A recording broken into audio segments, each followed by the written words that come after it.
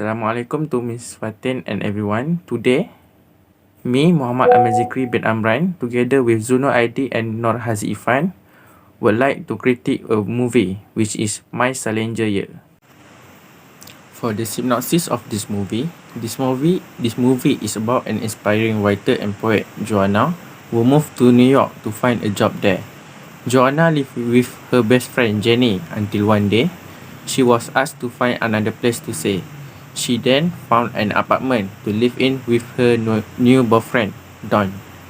She went to an interview for a writer and then she was hired as an assistant to Margaret, who runs New York Old Literary Agency. During her time at the agency, there are so many things happen.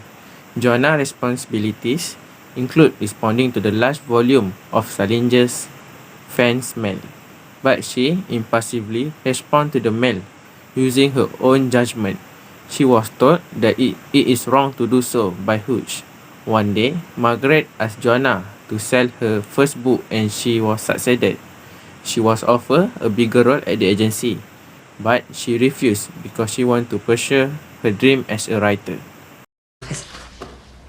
Why do you think Judy Blume left? I'm sorry that I said that. No, please. I would like to know what you think.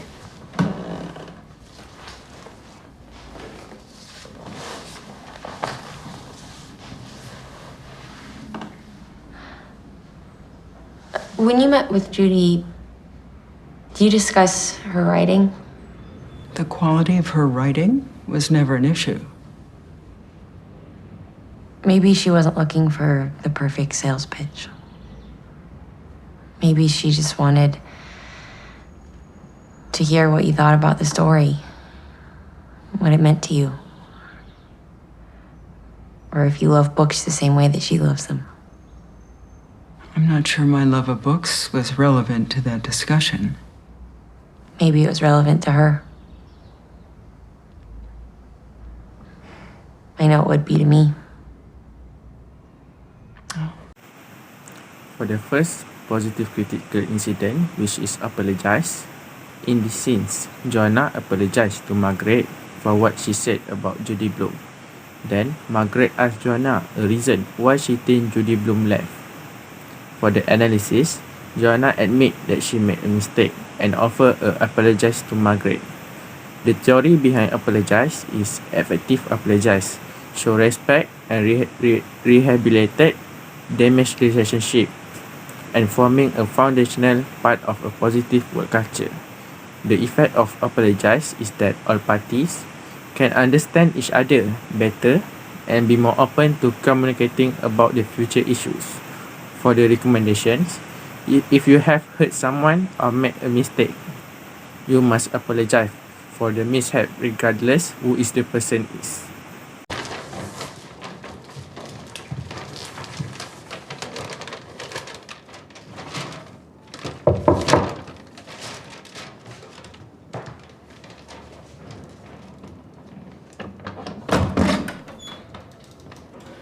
Joanna? What is it? Has something happened at the agency? No. Everything's fine. I brought you these and some soup from Manja. I know you like their mushroom barley. That's very thoughtful. You do pay attention, don't you?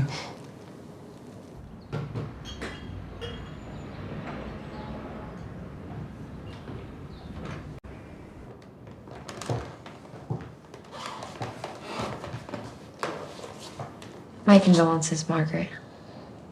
I'll pull my socks up.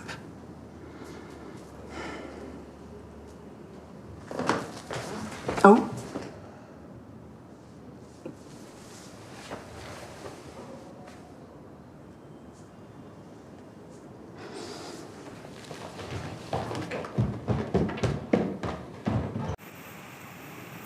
Next, for the positive critical incident 2, which is expressing condolence.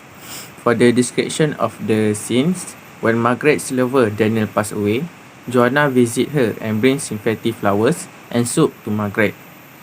And before Joanna go home, she offers a condolence and hug to Margaret. For the analysis, Joanna is very attentive and thoughtful employers. The theory behind this is expressing condolence is important to acknowledge the significance of the person lost, to demonstrate sympathy, and to express a desire to ease their burdens. The effect of expressing condolence is being supportive of a colleague can help maintain a positive work culture that benefits you and your team long term. For the recommendations, when your colleague lost a loved one, express sympathy for their loss and let them know that you are there to support them. Judy?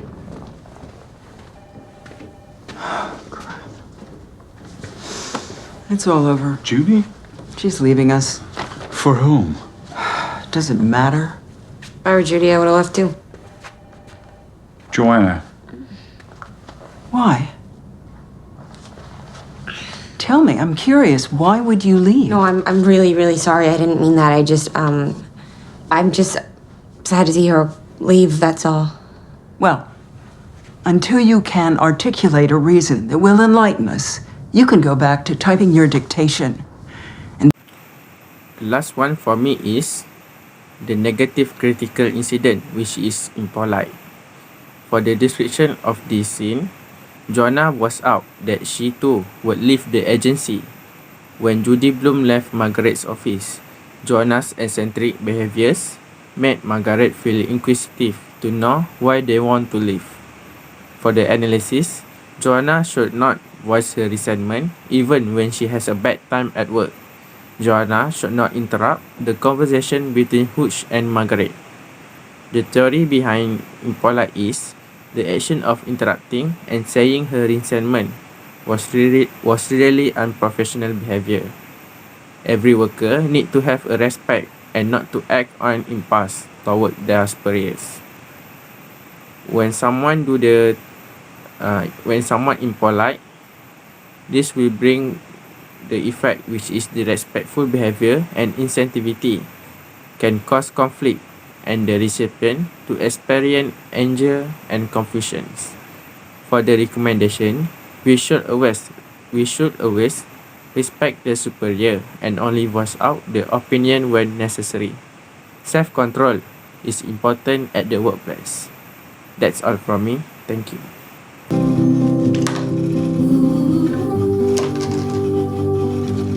I knew you could do it.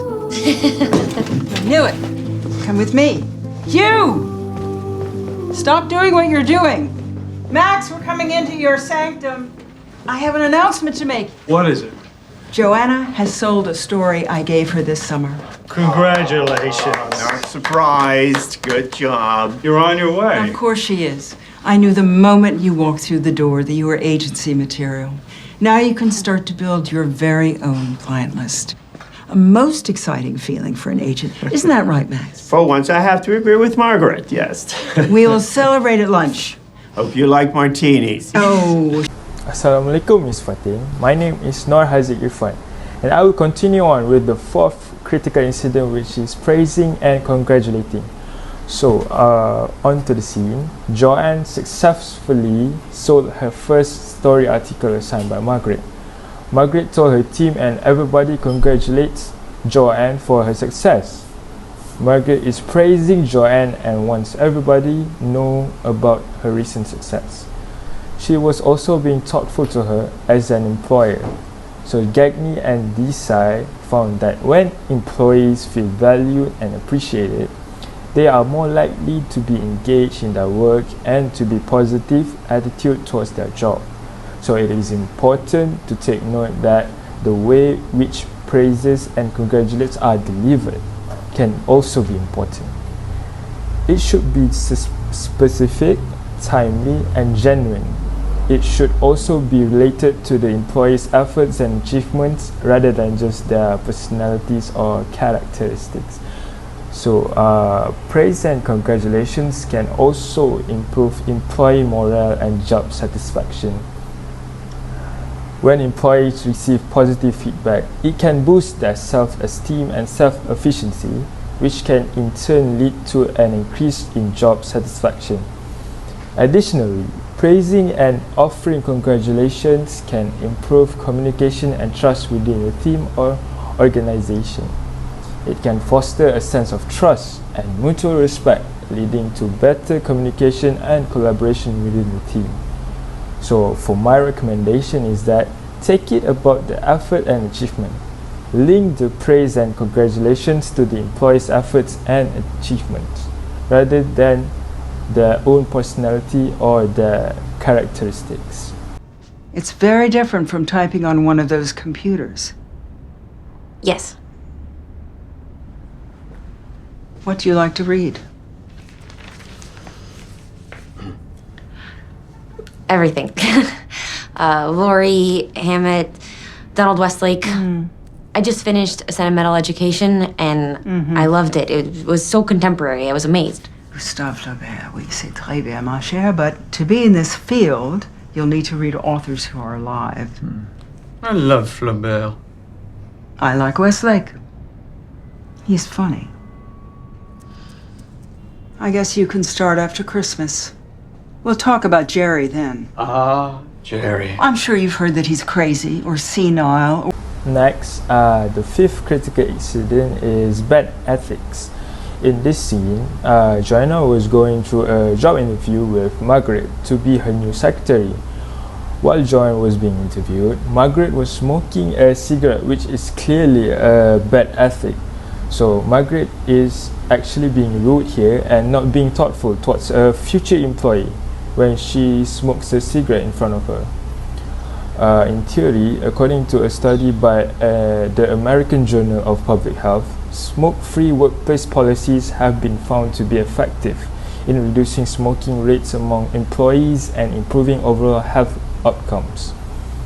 So, employees who are exposed to secondhand smoke in the workplace may experience health problems such as lung cancer, heart disease, and also respiratory illness. So I recommend to implement a smoke-free workplace policy. This can include prohibiting smoking inside all buildings, on the grounds, and in company vehicles. You know, we have some authors who would prefer to be with you, I think, than an old fogey like me. Some people I think you'll like. What is it? I'm so grateful. I'm so grateful.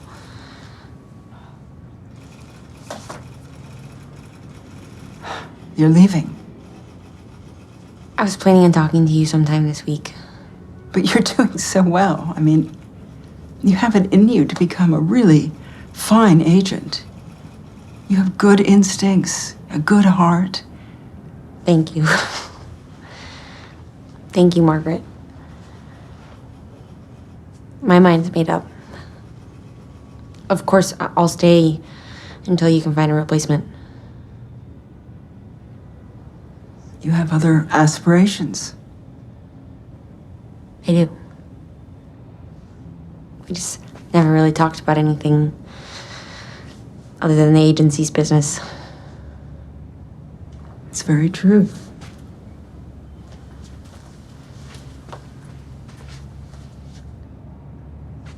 But I like working with you. I like working here. I really, really do. There's just other things I want to do. And I'm afraid that if I don't do them now, I never will. Then for the sixth critical incident is declining an offer.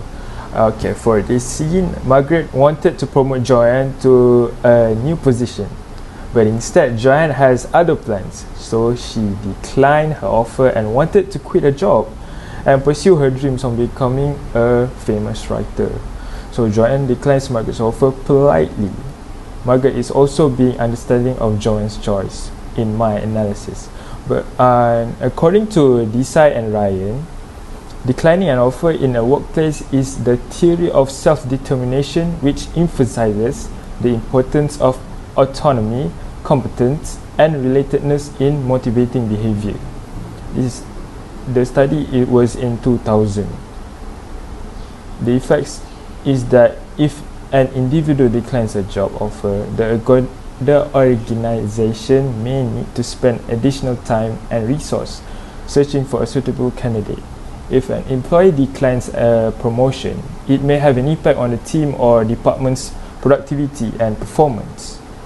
Also, declining an offer in the workplace can be a difficult decision, but my recommendation is that it's important to handle it a professional and respectful manner. May I get you a cab? Oh, it's such a nice day. I think I'll walk. It is a beautiful day. You enjoy it now. Thanks. The critical incident number 7 is a fatigue communication.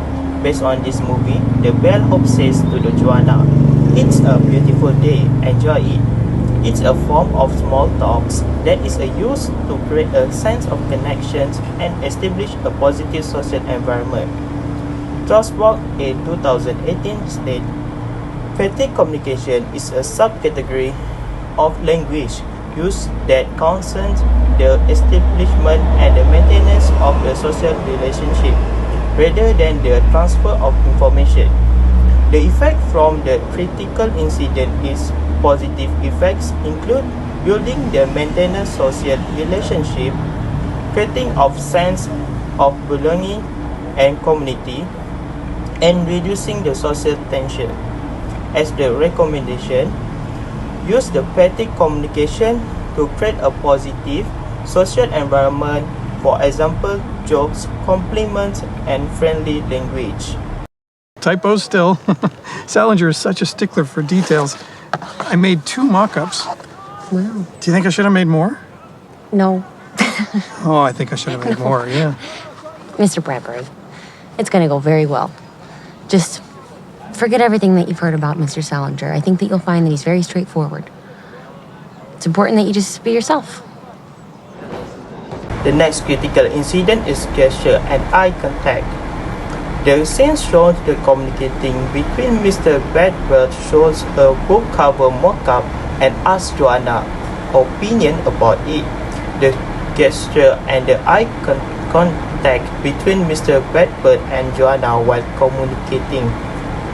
The studies from the Ugly 1988 shows the eye contact and indicate the interest, attentiveness, and the adjustment in the conversations. In it also indicate the confidence and trustworthiness.